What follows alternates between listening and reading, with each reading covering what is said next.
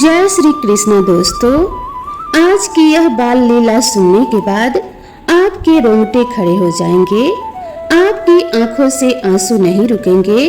साथ ही साथ लड्डू गोपाल जी के प्रति आपके मन में श्रद्धा और विश्वास इतना अटूट हो जाएगा कि चाहे पूरी दुनिया में कोई लड्डू गोपाल के बारे में कुछ भी कहे, आपका विश्वास कभी भी डगमगाएगा नहीं। आप ठाकुर जी के साथ इस तरह से जुड़ जाओगे कि लाख परेशानी आने के बाद भी आपका विश्वास अटूट रहेगा। इस लीला कथा को अंत तक अवश्य सुनिएगा। आज की यह जो लीला कथा है, यह फरीदाबाद की रहने वाली मधु जी की है। मधु जी कहती हैं कि मेरी शादी के बाद मैंने 2 बेटियों को जन्म दिया। मेरा कोई बेटा नहीं था। फरीदाबाद में मेरे पति जॉब करते हैं, मैं उन्हीं के साथ रहती हूँ। हम एक फ्लैट में रहते हैं और बेटा न होने के कारण हम बिल्कुल भी परेशान नहीं थे, क्योंकि मैं अपने घर में लड्डू गोपाल की सेवा करती हूँ और मैं अपने लड्डू गोपाल को ही अपना बेटा मानती हूँ। वो ठाकुर जी हैं, सृष्टि के पालनहार हैं, मेरे घर में सेवा लेने आए हैं और मेरे साथ उन्होंने पुत्र और माता का संबंध बनाया है। यह मेरा सौभाग्य है। इसीलिए हमारे मन में कभी यह भाव भी नहीं आया कि हमारा कोई पुत्र नहीं है। मेरी दोनों बेटियां भी लड्डू गोपाल से बहुत प्रेम करती हैं। वह उन्हें अपना भाई मानती हैं। रक्षाबंधन हो या भैया दूज, वह बहुत ही प्रेम के साथ लड्डू गोपाल के साथ दोनों त्योहार मनाती हैं। जैसे एक भाई अपने बहन की रक्षा करता है, जैसे एक भाई अपने बहन की खुशियों के लिए उसकी हर बात को मानता है, उसी प्रकार से ठाकुर जी ने हमारी दोनों बेटियों का साथ दिया है। मेरी बेटियां पढ़ लिख कर ठाकुर जी की कृपा से जॉब करती हैं और अब मेरी बड़ी बेटी की शादी होने वाली थी। मधु जी कहती है यह लीला कथा ज्यादा पुरानी नहीं है। 2024 चल रहा था और जून का महीना था। नवंबर में मेरी बड़ी बेटी की शादी तय हो चुकी थी, यानी नवंबर में 26 नवंबर को मेरी बेटी की शादी थी। इसीलिए हमने प्रोग्राम बनाया कि अगले साल तो हमारी बेटी हमारे साथ नहीं रहेगी। इसीलिए हम गर्मी की छुट्टियों को मनाने के लिए कहीं बाहर घूमने जाना चाहते थे।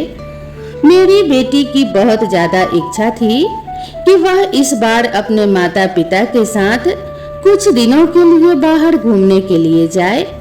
लेकिन मैं जब कभी भी बाहर जाती थी तो घर पर मेरी बेटियां लड्डू गोपाल की सेवा के लिए हमेशा मौजूद रहती थी। दोनों बेटियां बहुत अच्छे से और बड़े ही प्रेम के साथ लड्डू गोपाल की सेवा की जिम्मेदारी निभा लेती थी। उन्हें कोई भी दिक्कत नहीं थी। लेकिन इस बार हमारी पूरी फैमिली को गर्मी की छुट्टियों में एक साथ घूमने के लिए जाना था और सबसे बड़ी बात यह थी कि हम लड्डू गोपाल को अपने साथ लेकर जाएं या फिर ठाकुर जी को घर पर ही छोड़कर जाएं।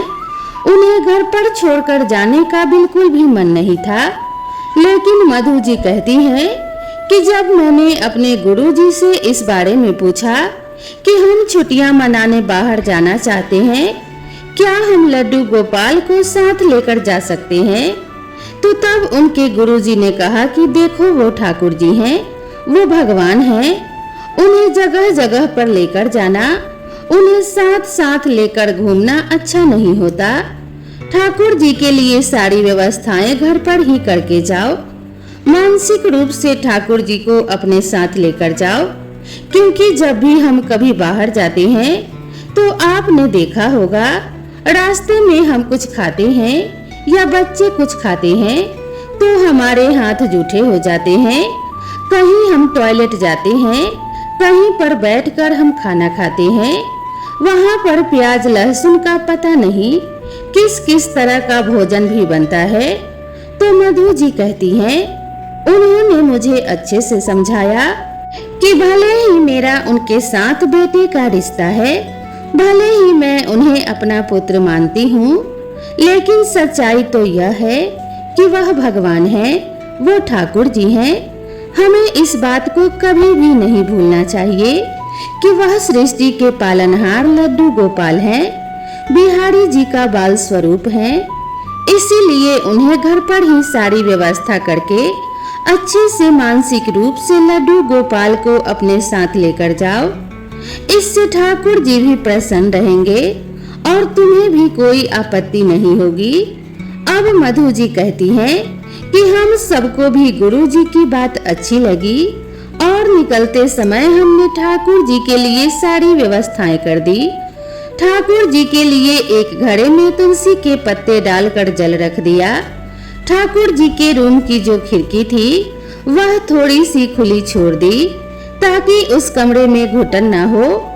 ठाकुर जी के लिए एक छोटा सा पंखा चलाकर छोड़ दिया ताकि उन्हें गर्मी ना लगे।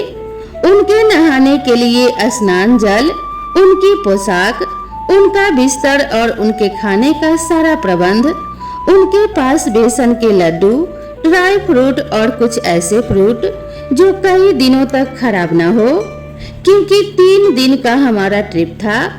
वह कहती है कि अच्छे प्रकार से सारी व्यवस्था करके हम घर से बाहर निकल पड़े और ठाकुर जी को एक चाबी देकर उनसे आज्ञा ले ली कि हे ठाकुर जी, हे लड्डू गोपाल, आप हमारे साथ मानसिक रूप से चलिए और जब जब आपको विश्राम करना हो, जब भी आपको सेवा लेनी हो, उस समय पर आप मंदिर में विराजमान हो जाइए। मधु जी कहती हैं इस तरह से प्रार्थना करके हम सभी लोग गर्मियों की छुट्टियां मनाने चल पड़े। हम जाने के बाद बार बार अपने लड्डू गोपाल को याद कर रहे थे। हालांकि हम मानसिक रूप से उन्हें अपने साथ लेकर आए थे, लेकिन फिर भी हमें बार बार ठाकुर जी की याद आ रही थी। हमारे लड्डू गोपाल अच्छे से मस्ती तो कर रहे होंगे, क्या हमारे बाल गोपाल अच्छे से होंगे? यह सारी बातें मन में चल रही थी। जहाँ पर भी हम फ्रूट वगैरह लेते थे, मानसिक रूप से ठाकुर जी को भोग अवश्य लगाते थे। मधु जी कहती हैं कि जब हम खाना खाते थे तो ठाकुर जी को भी मानसिक रूप से भोग लगाते थे। मानसिक रूप से उन्हें विश्राम कराना, स्नान, सेवा देना सब कुछ मैं अच्छे से कर रही थी। किसी बात के लिए कोई परेशानी नहीं हुई। एक बार भी मैं ठाकुर जी की सेवा को नहीं भूली, क्योंकि इतने दिनों में उनके साथ एक रिश्ता बन गया था और हर पल ठाकुर जी हमारे दिमाग में, हमारे मन में, हमारी आत्मा में बसते हैं। हर समय उनकी छवि हमारी आंखों में रहती है। हर पल मुझे ठाकुर जी की याद आ रही थी। हम अच्छे से घूम रहे थे, पूरे मजे कर रहे थे, लेकिन बीच बीच में ठाकुर जी का नाम राधे राधे का ध्यान भी लग ही रहा था। एक बार एक समय ऐसा आया कि मेरा मन बहुत ज्यादा विचलित हो गया। मेरा मन इतना ज्यादा विचलित हो गया कि मुझे घुटन महसूस होने लगी। मुझे सांस लेने में तकलीफ होने लगी। मुझे ऐसा लग रहा था जैसे मेरा दम घुट रहा हो। मेरे पूरे शरीर पर बहुत ज्यादा पसीना आ रहा था और न जाने यह कैसा अनुभव था। उस समय मैं राधे राधे का जाप करते हुए अपने बच्चों को, अपने पति को अपनी हालत के बारे में बताने लगी। मुझे बहुत ज्यादा घुटन हो रही है, मुझे सांस लेने में परेशानी हो रही है। यह बात सुनकर बच्चे भी घबरा गए और मेरे पति भी घबरा गए। मधु जी कहती हैं कि मेरे पति ने आसपास के लोगों से पूछा और एक हॉस्पिटल में मुझे लेकर गए। वहां पर जब डॉक्टर ने मुझे चेक किया तो मेरा बीपी भी नॉर्मल था, मतलब किसी प्रकार की कोई दिक्कत नहीं थी। लेकिन फिर भी मुझे बेचैनी हो रही थी, मुझे घुटन हो रही थी, सांस लेने में तकलीफ हो रही थी और इस बात को डॉक्टर भी नहीं समझ पा रहे थे कि मेरे साथ ऐसा क्यों हो रहा है, क्योंकि सब कुछ नॉर्मल था, बीपी वगैरह सब कुछ नॉर्मल था। अब डॉक्टर ने कहा कि आप कुछ देर यहीं पर आराम कर लीजिए, अगर कोई दिक्कत होगी, कोई परेशानी होगी, उसके बाद हम दोबारा से चेकअप करेंगे। अभी तो हमें कोई भी ऐसी स्थिति नजर नहीं आ रही कि उन्हें दवाई देनी हो या फिर इंजेक्शन लगाना हो या फिर ग्लूकोज वगैरह चढ़ाना हो। कभी कभी ऐसा हो जाता है कि मन विचलित हो जाता है, घबराहट होने लगती है, तो आप घबराइए मत। अब मधु जी कहती हैं, हम वहीं हॉस्पिटल में उस रूम में आराम करने लगे। अचानक से मेरे पति के पास हमारे फरीदाबाद से जो हमारे पड़ोसी हैं उनका फोन आया और फोन पर जो उन्होंने बात कही वह सुनकर तो हमारे पैरों के नीचे से जमीन ही निकल गई। मधु जी कहती हैं कि उन्होंने हमें बताया कि तुम्हारे घर की खिड़की से धुआं बाहर आ रहा है। ऐसा लगता है कि तुम्हारे रूम में आग लग गई है, जिसके कारण बहुत तेज धुआं कमरे से बाहर निकल रहा है। हमने जाकर चेक किया तो तुम्हारे घर का लॉक लगा हुआ था।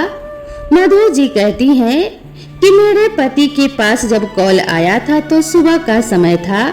सुबह के करीब 6:30 बजे थे और उस समय हमें फोन पर बताया गया कि हमारे घर के रूम से जो खिड़की खुली है उससे धुआं बाहर आ रहा है और जो धुआं है वह काफी देर से आ रहा है। जब पड़ोसियों ने जाकर चेक किया तो हमारा लॉक लगा हुआ था। इस वजह से अंदर जाकर कोई भी नहीं देख पा रहा था। यह बात सुनते ही हम बहुत ज्यादा घबरा गए, क्योंकि हमने जो मेरी बेटी के शादी के लिए सामान था, कपड़ा वगैरह था, वह सब उसी रूम में रख दिया था।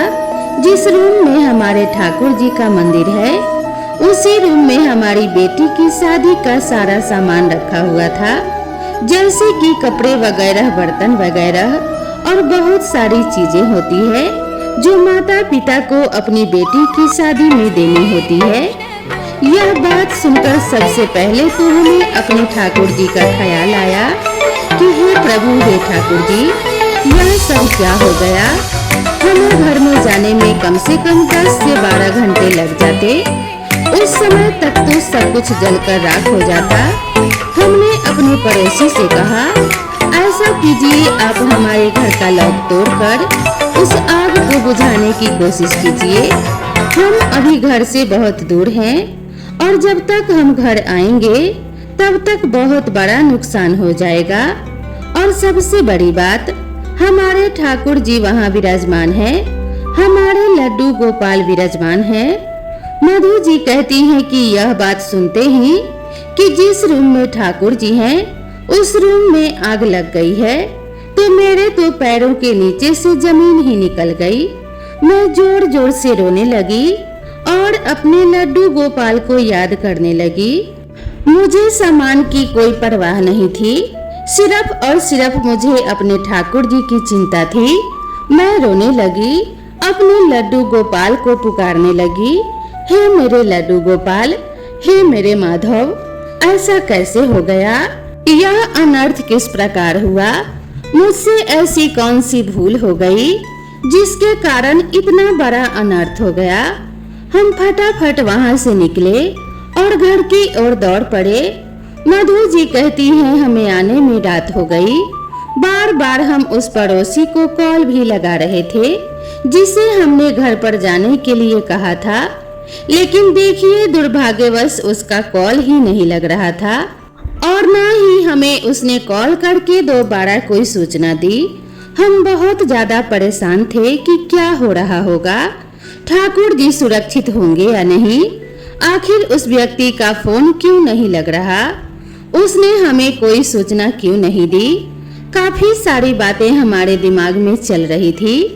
मधु जी कहती है कि हमने अपने एक और पड़ोसी को फोन किया जिसका नंबर हमारे पास था और उससे अपने घर के बारे में पूछा, तो उसने भी हमें बताया कि वह इस समय अपने घर पर नहीं है, वह सब लोग भी बाहर घूमने गए हैं।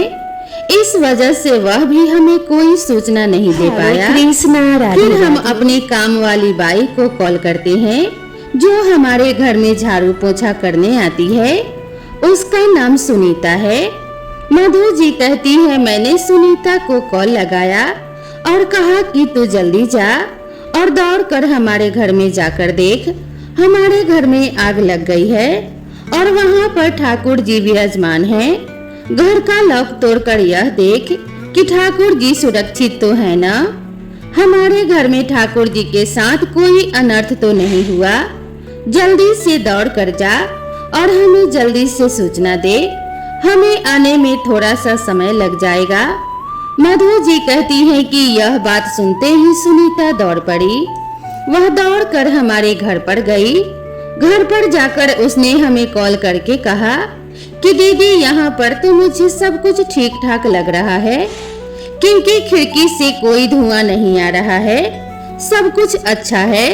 किसी ने ऐसे ही बोल दिया होगा आपको, किसी ने परेशान करने के लिए या फिर डराने के लिए झूठ बोल दिया होगा। ऐसा कुछ भी नहीं हुआ है। मधु जी कहती है कि यह जानने के बाद सुनीता ने लॉक नहीं तोड़ा और वह वापस चली गई। और यह सब बात सुनने के पश्चात हम थोड़े से शांत हो गए, क्योंकि हम बहुत ज्यादा घबरा गए थे। लेकिन हमने घर आने का निश्चय कर लिया। हम घर के तरफ ही आ रहे थे और रात के करीब 11:30 बजे हम फरीदाबाद यानी कि अपने घर पहुंच गए। अब मधु जी कहती हैं कि मेरा मन बहुत विचलित हो रहा था। जल्दी से दौड़कर मैंने लॉक खोला और दौड़कर उस रूम में गई जहां पर मेरे लड्डू गोपाल विराजित थे। मेरे पीछे पीछे मेरी दोनों बेटियां और मेरे पति भी दौड़ते हुए आए। मधु जी कहती हैं जैसे ही मैंने उस रूम में प्रवेश किया और मैंने वहां पर जो देखा, उसे देखते ही एकदम से मैं मूर्छित होकर जमीन पर गिर पड़ी।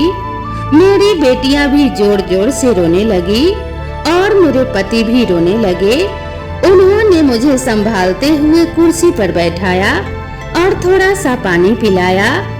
उसके बाद में हम अपने ठाकुर जी के पास घुटनों के बल बैठ गए और उनके आगे हाथ जोड़कर उनसे माफी मांगने लगे। दरअसल हुआ क्या था, यह सुनकर आपके भी रोंगटे खड़े हो जाएंगे। उनके जो लड्डू गोपाल थे वह पूरी तरह से जल चुके थे। उन्होंने ठाकुर जी के पास जो पंखा चलाया था उसमें शॉर्ट सर्किट होने की वजह से वहां पर आग लग गई थी और उस आग में जहां पर ठाकुर जी विराजमान थे उनका पूरा आसन जल गया था। और आश्चर्य करने वाली बात यह है कि ठाकुर जी के सिवाय वहां पर जितना भी सामान था, उनकी बेटी के शादी के जो कपड़े वगैरह थे और बाकी का जितना भी सामान था, उस सामान में कहीं पर भी कोई नुकसान नहीं हुआ था। वहां पर आग का एक छोटा सा भी निशान नहीं था। सिर्फ ठाकुर जी का आसन और ठाकुर जी पूरी तरह से जल चुके थे। अब जब मधु जी ने यह भयानक दृश्य देखा कि ठाकुर जी ने सारा संकट अपने ऊपर ले लिया, अपनी बहन के शादी के सामान के ऊपर एक आंच तक नहीं आने दी, अपने भक्त के घर में नुकसान नहीं होने दिया, लेकिन खुद पूरी तरह से जल गए। उनका पूरा आसन जल गया। ठाकुर जी जलकर बिल्कुल काले हो चुके थे। और यह भयानक दृश्य देखकर सभी घर वालों की रूह कांप गई। सभी घर वाले जोर जोर से रो रहे थे। मधु जी जोर जोर से रो रही थी, लल्ला लल्ला पुकार रही थी कि हे लल्ला, तूने हमारी रक्षा के लिए सारा कष्ट अपने ऊपर ले लिया। तूने हमारे नुकसान को बचाने के लिए सब कुछ अपने ऊपर सहन कर लिया। जैसे घर पर एक जिम्मेदार व्यक्ति घर के सभी सदस्यों की रक्षा करता है, उनकी परवाह करता है, उनकी गैर मौजूदगी में मधु जी के परिवार की घर की रक्षा ठाकुर जी ने की। उनके घर का जो भी संकट था वह सब कुछ अपने ऊपर ले लिया। मधु जी कहती है मैं जोर जोर से रो रही थी, ठाकुर जी को पुकार रही थी। ठाकुर जी की हालत मुझसे देखी नहीं जा रही थी। उनकी हालत को देखकर ऐसा लग रहा था मानो मेरे प्राण ही निकल जाएंगे। मैंने उनसे बहुत माफी मांगी। अपने ठाकुर जी को लेकर मैं अपने गुरुजी के पास गई। वहां जाकर उनके पैरों में गिरकर मैं कहने लगी कि गुरुजी, अनर्थ हो गया। मेरे घर में मेरे ठाकुर जी के साथ अनर्थ हो गया। मेरी भूल के कारण, मेरी सेवा अच्छे से न कर पाने के कारण देखिए मेरे ठाकुर जी के साथ क्या हो गया। अब गुरुजी ने मुझे संभालते हुए कहा कि बेटी, देखो तुम्हारे घर की किस प्रकार से ठाकुर जी ने रक्षा की है। सोचो, अगर ठाकुर जी यह संकट अपने ऊपर ना लेते, तुम लोग घर में उपस्थित नहीं थे, पूरा घर जलकर राख हो सकता था। उस कमरे में रखा हुआ जो सामान है, उस पर ठाकुर जी ने आंच तक नहीं आने दी। भले ही ठाकुर जी ने सब कुछ अपने ऊपर ले लिया, लेकिन तुम्हारे परिवार की रक्षा की। यह इस बात का भी प्रमाण है कि ठाकुर जी साक्षात तुम्हारे घर में विराजमान है और वह तुम्हारी सेवा से प्रसन्न है। इसीलिए उन्होंने अपने बहन की शादी के सामान की रक्षा की, अपने भक्त के घर की रक्षा की और उन्होंने इस पीड़ा को, इस घोर अनर्थ को अपने ऊपर ले लिया। यह सुनकर मेरी बेटियां और मेरे पति भी बहुत ज्यादा रो रहे थे। हमने कहा कि हम अपने ठाकुर जी को वापस से किस प्रकार से आराम दिला सकते हैं। हम इन्हीं लड्डू गोपाल की सेवा करना चाहते हैं, हमें दूसरा विग्रह नहीं लाना। हम अपने ठाकुर जी को नहीं छोड़ सकते। और यह कहकर मधु जी कहती हैं, वो लड्डू गोपाल को बहुत कसकर अपनी छाती से लगा लेती हैं। अचानक से उनके मन में भाव उत्पन्न होता है कि जैसे कि लड्डू गोपाल उन्हें पुकार रहे हैं, मैया जैसे दर्द में कोई बच्चा पुकारता है। मधु जी कहती हैं, उसी प्रकार मुझे भी आवाज सुनाई दी और यह मेरा ऐसा अनुभव था जो मेरे कलेजे को चीर कर निकल रहा था। जैसे मेरे ठाकुर जी जलने के कारण बहुत दर्द में हैं और उस दर्द भरी आवाज में उन्होंने पुकारा, मैया। सिर्फ एक बार वह मुझे मैया की ध्वनि सुनाई दी और मेरा कलेजा फट गया। मैं वहीं पर दहाड़ मार मार कर रोने लगी। अब गुरु जी ने मुझे समझाते हुए कहा कि देखो, तुम इन विग्रह पर चंदन का लेप लगाओ, इन्हें ठंडे ठंडे जल में बिठाओ, फिर इनका श्रृंगार करो और ठाकुर जी से प्रार्थना करो कि हे ठाकुर जी, मुझसे जो भूल हुई है, मेरे अपराध के लिए मुझे क्षमा कीजिए। इस प्रकार से ठाकुर जी की सेवा करना प्रारंभ कर दो। मधु जी कहती हैं कि वो अनुभव मैं अपने मरते दम तक नहीं भूल सकती। फिर हमने ठाकुर जी का श्रृंगार किया, उन्हें चंदन का लेप लगाया, ठंडे जल में बिठाया, ठंडी ठंडी चीजों का भोग लगाया, दिन रात ठाकुर जी की सेवा की। जैसे जब कोई बच्चा जल जाता है, उसे जो दवाई वगैरह दी जाती है, उसी प्रकार मधु जी कहती है मेरा भाव था। मैंने ठाकुर जी के पास से वो सारी दवाइयाँ लाकर रखी जो उन्हें राहत पहुंचा सकती थी। साथ ही साथ मैंने दिन रात उनकी सेवा में लगाई। मुझे ऐसा लग रहा था कि मैं दिन रात अपने ठाकुर जी की सेवा करूं। मैं उन्हें तुलसी के पत्तों का लेप लगाती, कभी उन्हें बर्फ लगाती तो कभी चंदन का लेप लगाती, कभी अपनी गोदी में लेकर प्रेम से सहलाती।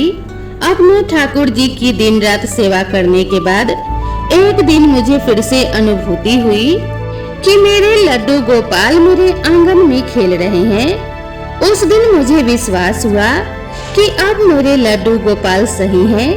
अब मेरे लड्डू गोपाल को कोई परेशानी नहीं है, वह ठीक हो गए हैं।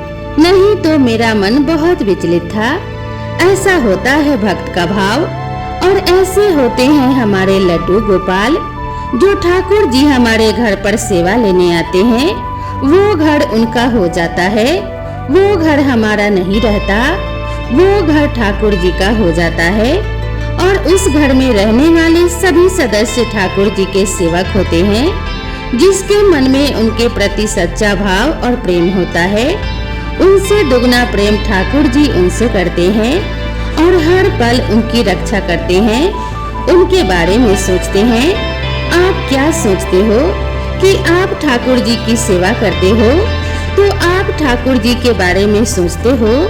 ऐसा नहीं होता, बल्कि ठाकुर जी जिस समय आपके घर में प्रवेश करते हैं, उनकी सेवा करने के लिए आप हर वक्त दौड़ते हो, तो ठाकुर जी भी हर वक्त आपकी चिंता करते हैं, आपके बारे में सोचते हैं, बड़े से बड़े कष्टों से आपकी रक्षा करते हैं। मधु जी की कहानी से हम सभी को यह ज्ञान हो जाएगा कि जब ठाकुर जी हमारी रक्षा करते हैं तो वह अपने बारे में भी नहीं सोचते, पूरा संकट अपने ऊपर ले लेते हैं।